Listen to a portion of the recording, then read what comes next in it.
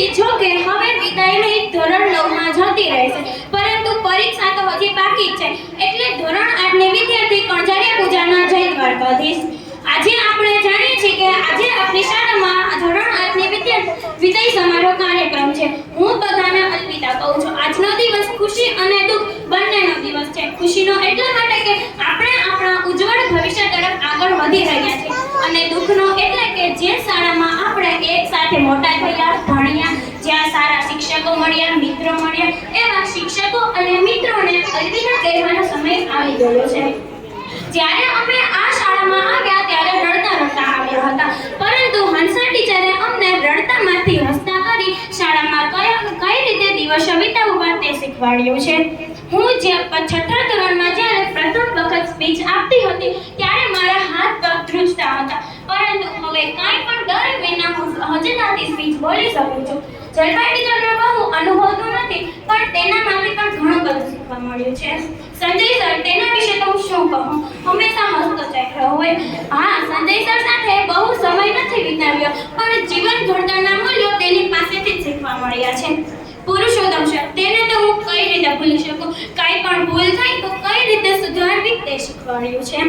Narayan sir, તેના વિશે તો શું કહું, હંમેશા હસતા મુખે જવાબ આપી અમને બધા કામમાં મદદ કરી છે। ભાવિશા ટીચર, જેનો હંમેશા હસતો ચહેરો હોય, જેણે હંમેશા હસતા મુખે બધા જવાબ આપી અમને ABCD થી લઈને અંગ્રેજી વાર્તા લખતા શીખવાડ્યું છે। અમારા ક્લાસ ટીચર એવા શીતલ ટીચરને તો હું કઈ રીતે ભૂલી શકું।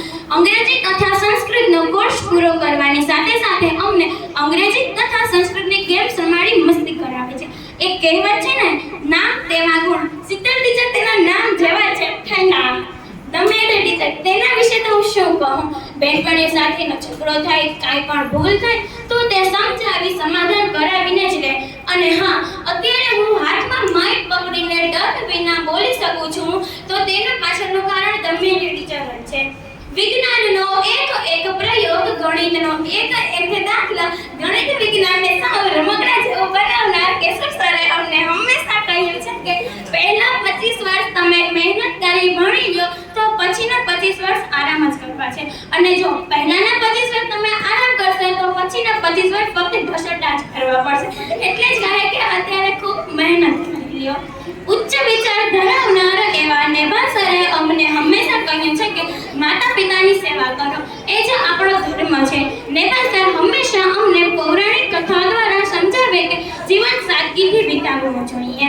જયરાજ સરનો હંમેશા હસતો ચહેરો હોય। જયરાજ સરે અમને કસરત, રમતનું મહત્વ વિશે સમજાવે છે। જ્યારે અમારા ક્લાસને રમવાનો વારો આવે ત્યારે અમે સરની રાહ જોતા। અમારા આચાર્ય એવા દિવ્યાંગ સર, તેના વિશે તો શું કહું, હંમેશા અમને પોતાની દીકરીઓ જ માને છે, અને શાળામાં ઘર જેવું વાતાવરણ આપવા અમે સરને આભારી છે। હવે આ શાળાના શિક્ષકોની એક જરૂર વિશેષતા છે કે તે કદી ગુસ્સો જ નથી કરતા। હવે હું તેની મર્યાદા રાખીને બસ એટલું જ કહીશ કે આ વિદાય કોઈ અંત નથી, પરંતુ નવા આરંભની શરૂઆત છે। ચાલો આપણે આત્મવિશ્વાસ સાથે આપણે આપણા સ્વપ્નોને સાકાર કરીએ। અસ્તુ, જય હિન્દ, જય ભારત।